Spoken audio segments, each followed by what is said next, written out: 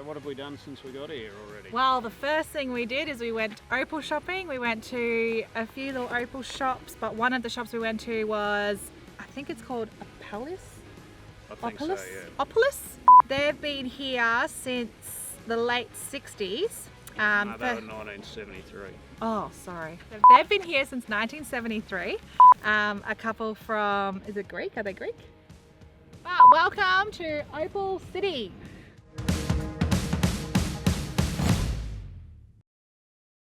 So we do have the 3 different types. Yeah. We've got what we call solids, doublets and triplets. Yeah. So glass cap on the top. Yeah. Really thin slice of opal in the middle there, Yeah. and then the dark base once again. Yeah. So the opal is very thin in the middle. That's Yeah. why the glass on the top protects it. Yeah. So quality and value wise, solids always the best because Yeah. they're the full piece. Yeah. Doublets and triplets generally have a lot of colour, but always less valuable because less opal. Yeah. Glue holding those together.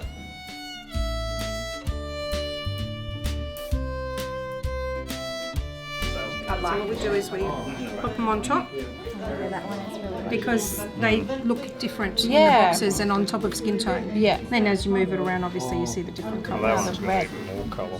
Yeah. It's got a real mix, Yeah. mixture of colours. Don't look for me for help, I'm biased. I know which one I want. That one.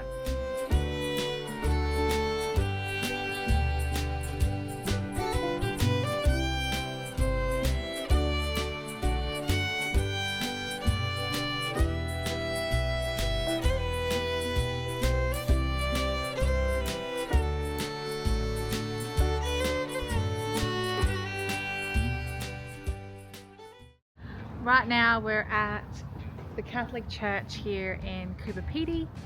It's the Catholic Church of St. Peter and St. Paul. We went for a little walk through it. Not sure whether the production company will be happy with my filming skills. Kelly's B-roll.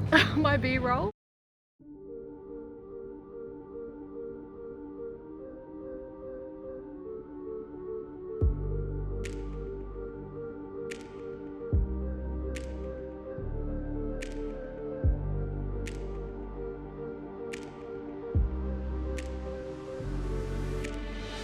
Oh, I think my B-roll's failing.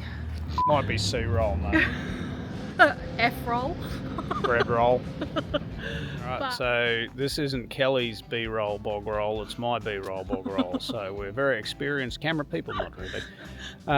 So we're at the Serbian Orthodox Church in Coober Pedy, which is another underground church, a little bit more recent than the Catholic one. What is it, 1993? So we'll see. I actually haven't been in.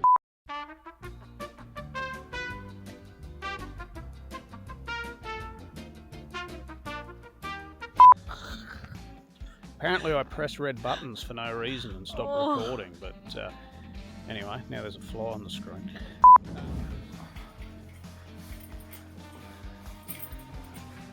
Well, it's very beautiful.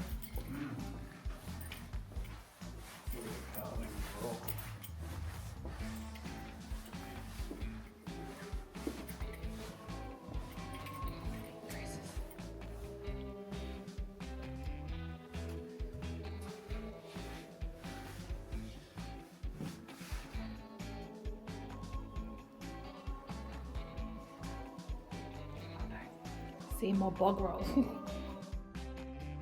You grew up in church, didn't you? Yeah. It's actually very beautiful.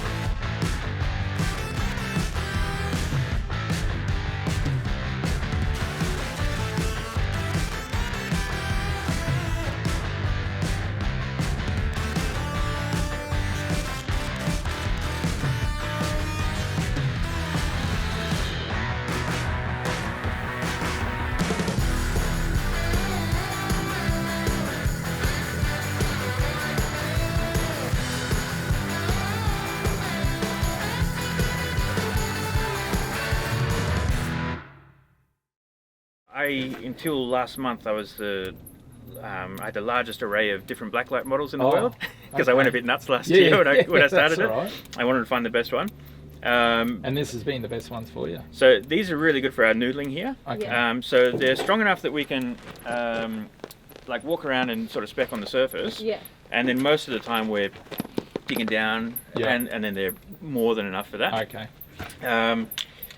There's other ones that go, so these are my favourite sort of for that, and for the noodling they make sense. To go a bit higher, so if you're trying to scan a virgin wall that's being cut with an excavator and it's 20 foot high, you need to go a little bit further. Yeah. So there's some models that work good for that. Yeah. And some that have a balance of the wide spread press and the narrow sort of beam, and some that just specialise in one or the other. Okay. But there's still not a perfect one for Coober Pedy yet. So you're inventing that. I reckon it's going to have to come from me, yeah. That's the only one that will satisfy me, I think. But tell me something, that friggin' spaceship, what's that out of? So Adrian reckons this is out of Star Wars. It can't be, can it? Adrian, is this out of Mad Max, is it? So the movie Pitch Black from Vin Diesel, one of his really early movies. So it wasn't Mad Max, and it wasn't Star Wars, Adrian. Is there a bet involved in that? No. Look at it. Opal eyes, yeah. Because even if it looks little, sometimes you give it a nudge and it's either a coated piece or it's half buried under there. All right. So you can put it in there.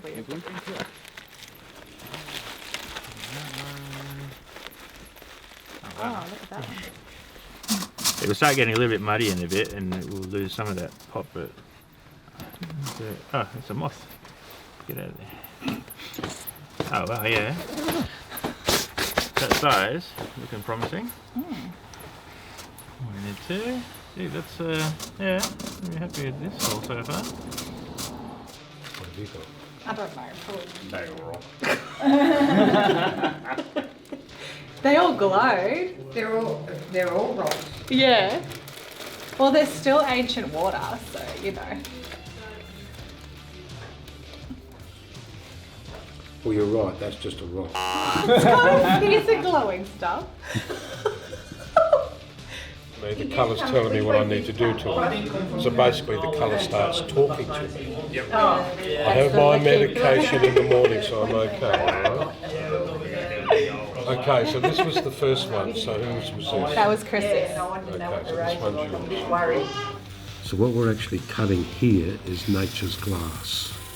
Glass is made of sand, normal glass. This is sandstone.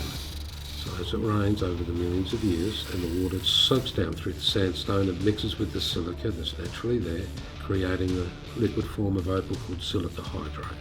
It finds a cavity or a crack that's within the ground and it fills in that void. We were part of a huge inland sea 160 million years ago.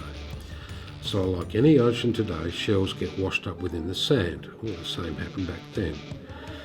The shells and all are made of calcium. The calcium dissolves, the opaline fills the void, and it gives you the true replica of the original piece.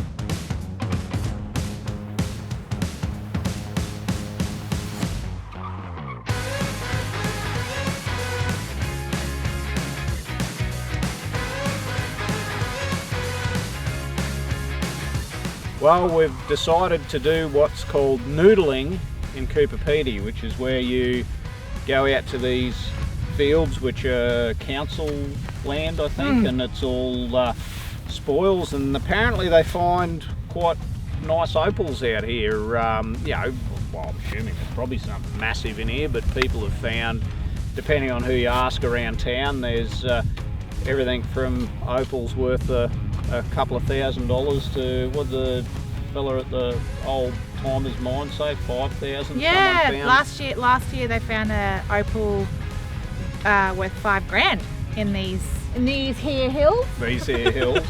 So we're going to try our luck with a bit of noodling tonight, and sounds weird, but apparently that's what it's called. So noodling, what you do is you're digging in the ground and you're using a black light, a UV light, to look for the opal. The opal glows up really, like an aqua colour, yeah, beautiful aqua color, and then it becomes glow in the dark yellow when you take the black light away, and that's how you know that it's opal. It could be opal with color, or it could be white, which is potch. Potch in it. So, yeah. So the colour is obviously what makes the opal worth the money, but obviously if you're digging around the hill and want some what is essentially opal but potch, yeah, so keepsake, you can get that as well. And there's plenty of people in town that'll have a look at your find if you're a novice, and you know, if we find something tonight, we'll take it to one of those places and see A, if we find anything, and B, if it's actually anything other than rocks. But Struck it rich, mate. Found some opal. I think. You want it?